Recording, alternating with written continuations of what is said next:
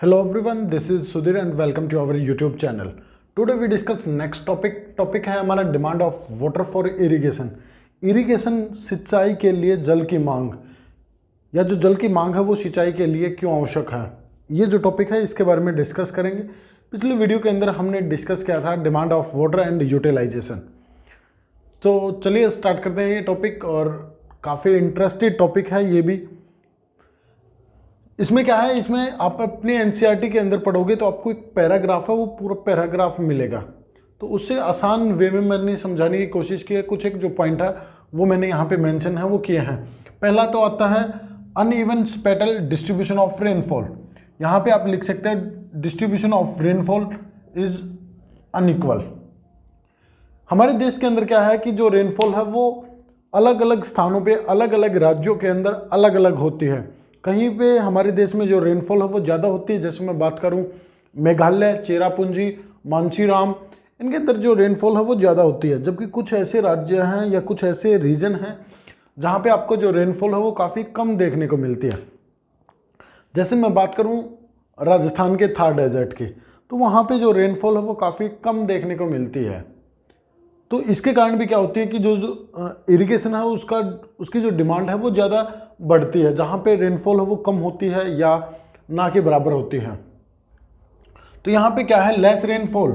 भारत के कुछ राज्य ऐसे हैं जहाँ पर जो लेस रेनफॉल, कम वर्षा होती है और ड्रॉटपूर्ण एरिया ज़्यादा है। भारत के काफ़ी अधिकांश राज्य या अधिकांश जो एरिया, मोस्टली जो एरिया है या मोस्टली जो स्टेट हैं उनके अंदर लेस रेनफॉल एंड जो कंडीशन है वो बनती है ड्रोट की। लेस रेनफॉल की भी, कम वर्षा की भी और ड्रोट की भी जो कंडीशन है वो आपको देखने को मिलती है। एग्जाम्पल की मैं बात करूं तो नॉर्थ वेस्टर्न एंड डेक्कन का जो प्लेटू है वो इसका एक अच्छा एग्जाम्पल है। अगला आता है अनइवन टेम्परेल डिस्ट्रीब्यूशन ऑफ रेनफॉल। यहाँ पे टाइम की बात की गई, ड्यूरेशन की बात की गई है कि जो रेनफॉल की जो ड्यूरेशन है वो क्या है, शॉर्ट है। केवल 3 से लेकर 4 महीने तक ही हमारी क्या होती है, रेनी सीजन है वो रहता है, और उसके बाद हमें जो डिपेंडेंट है वो अपने इरिगेशन पे ही रहना पड़ता है। जो इरिगेशन है उस पे ज़्यादातर जो डिपेंडेंट है वो हमें रहना पड़ता है। आगे मैं बात करूं तो ये क्या है, रेस्ट ऑफ द ईयर। क्या होता है कि जो ड्राई सीजन रहता है या तो क्या रहता है, ड्राई सीजन रहता है, तो इरिगेशन के बिना क्या है, एग्रीकल्चर है वो संभव नहीं है। हमें सिंचाई है उसकी आवश्यकता है वो पड़ती है।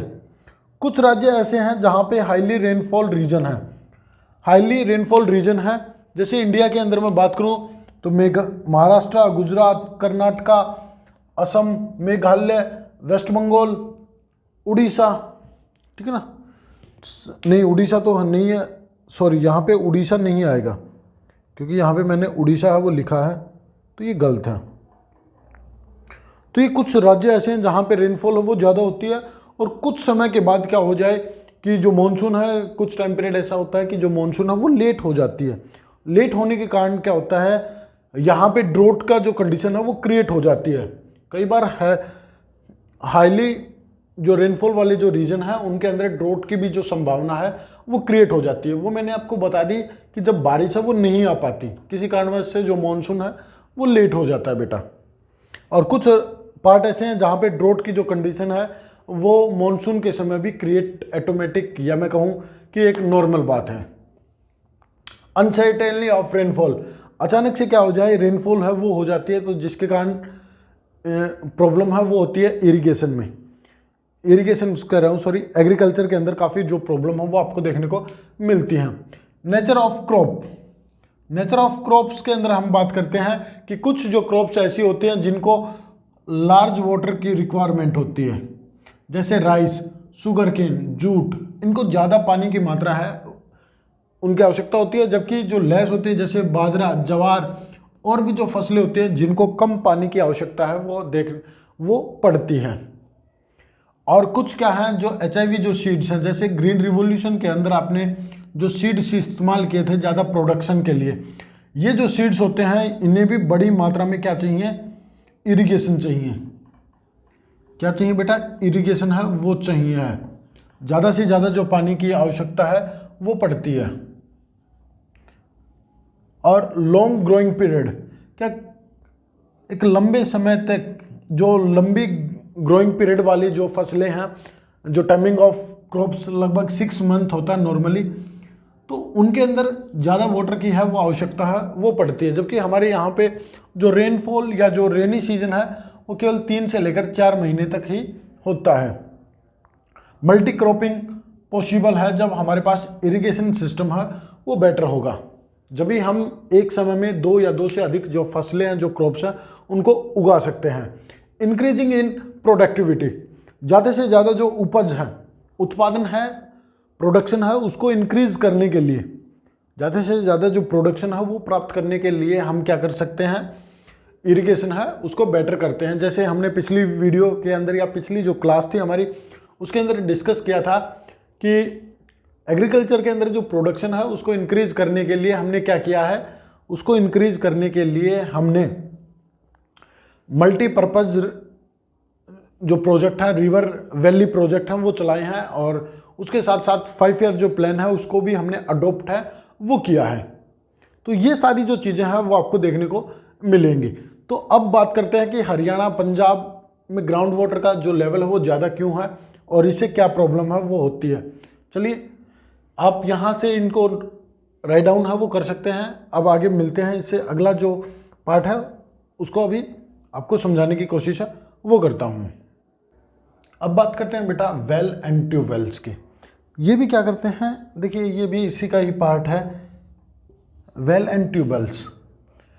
इसके अंदर क्या है कि हरियाणा, पंजाब एंड वेस्टर्न उत्तर प्रदेश, जो वेस्टर्न उत्तर प्रदेश है, ये more than 85% of their net shown area is under irrigation.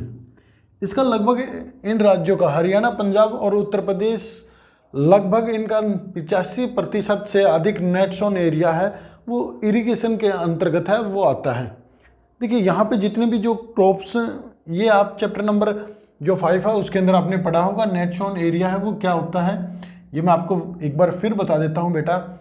ये होता है कि जहाँ पे फसलें काटी जाती हैं और बोई जाती हैं, जहाँ पे जो फसलें हैं उनको जिस एरिया में फसलों को काटा और बोया जाता है उसे नेट शोन एरिया कहा जाता है।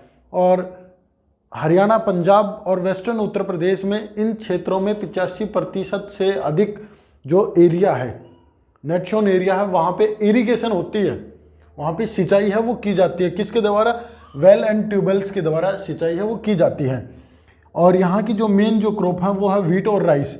ये क्या है, ये सभी की सभी मेन क्रॉप है और इनमें हाईली डिमांड ऑफ वाटर होती है। वाटर की जो डिमांड है वो काफ़ी ज़्यादा होती है, इसलिए यहाँ पे जो इरिगेशन है वो ज़्यादा होती है वेल और ट्यूबवेल्स के द्वारा। पंजाब का आएगा 76%, पंजाब में 76% है, 76.1%, और जबकि हरियाणा के अंदर जो है 51.3%। और टोटल नेट इरिगेशन एरिया है वो आता है through the wells and tubewells. ये मैं आपको बता चुका हूँ कि यहाँ पे हरियाणा, पंजाब के अंदर इतना नेट शोन एरिया है जिस पे इरिगेशन है वो की जाती है। किसके द्वारा, वेल और ट्यूबवेल्स के द्वारा है वो की जाती है।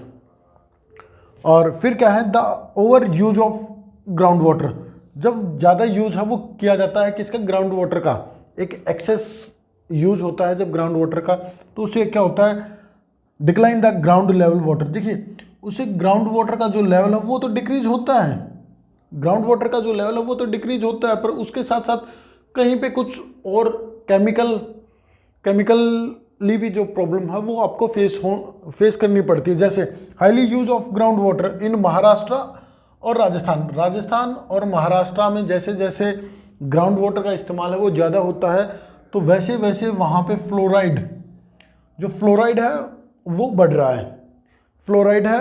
रहा है। तो यहाँ पे आपको सिंपल सी जो चीज़ है वो बतानी है कि कुछ राज्य ऐसे हैं जिसमें ग्राउंड वाटर के कारण फ्लोराइड है वो बढ़ रहा है, जबकि वेस्ट बंगाल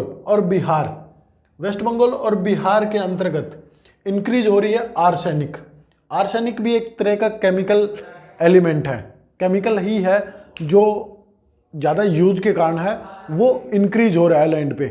और यदि ज़्यादा पूछ लिया जाए आपसे कि वेल और ट्यूबवेल्स के द्वारा सबसे ज़्यादा जो इरिगेशन है वो किस राज्य में की जाती है, तो उसका जो आंसर है वो आप लिखोगे गुजरात। क्या लिखोगे बेटा? गुजरात है वो लिखोगे। और गुजरात में लगभग 86% जो इरिगेशन है वो होती है किसके द्वारा? वेल और जो ट्यूबवेल्स होते हैं उनके द्वारा। तो बस आज की क्लास में इतना ही था। मिलते हैं नेक्स्ट क्लास में। और आपको वीडियो अच्छी लगी हो तो लाइक करें, शेयर करें और चैनल को सब्सक्राइब जरूर कर लीजिए ऐसी वीडियो देखने के लिए। Thank you and thank you very much.